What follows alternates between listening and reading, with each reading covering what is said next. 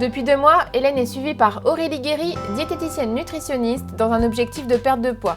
En parallèle de ce rééquilibrage alimentaire, elle s'est remise au sport, coachée par Lucille Woodward. Aujourd'hui, elle vient de finir une séance de force particulièrement intense. Je sentais que j'étais au bout. Là, pour aujourd'hui, c'est clair que 60, c'était vraiment la limite. Mais ouais, il y a une certaine fierté quand même à porter 60 kg et à se dire que voilà, on est capable de le faire. Et je vais soulever une personne, c'est dingue. Hein. Qu'est-ce que tu as fait la première fois que tu as soulevé des charges assez lourdes? Qu'est-ce que ça m'a fait? Déjà, j'avais un peu l'impression que ça allait pas forcément être... tu sais jamais à quoi tu vas ressembler après, tu as toujours l'impression que tu vas avoir des gros muscles, que voilà. Donc j'étais un peu inquiète. Après, de toute façon, Lucille m'a tout de suite expliqué que ça allait pas du tout être ça et que ça allait être juste pour voilà, travailler les muscles sans que ce soit un truc excessif. Et ça fait très bizarre. Ça fait surtout très bizarre de monter très vite en poids et de se rendre compte qu'on est capable de le faire en fait. Est-ce que tu aimes ça? On commence à y prendre goût, ouais. Je dis pas que... Enfin voilà, l'idée par exemple d'en faire une fois par semaine, peut-être comme justement un sport parmi d'autres, ouais, ça me tend très bien, ouais.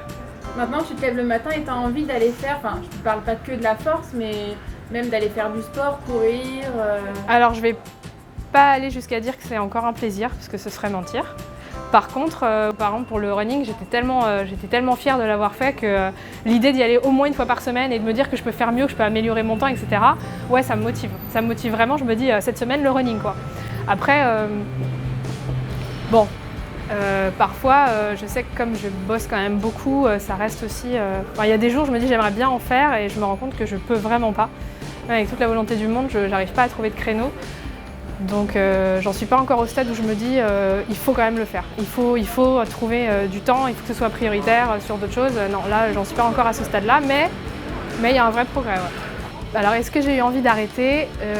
Non, j'ai pas eu envie d'arrêter. Par contre, en effet, je crois qu'il y a eu il y a eu une phase vers la 3e, 4e semaine où quand on fait pas du tout de sport et qu'on doit essayer de dégager entre 3 et 5 heures par semaine pour vraiment faire du sport, c'est pas facile. Et jongler entre la vie de famille, le boulot à plein temps, les heures de sport, etc. Oui, il y a une période où il faut lutter, faut vraiment se booster pour pas lâcher prise. Ouais. Est-ce que tu as changé tes priorités?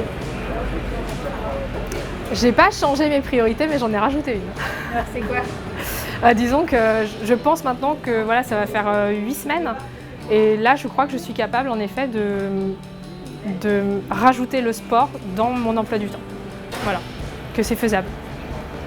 Okay. Est-ce que tu vas tenir jusqu'au bout? Tu le sens? Oui. Pendant les vacances, tu vas pas craquer? Non, j'ai tout le monde derrière moi, donc ça, c'est génial.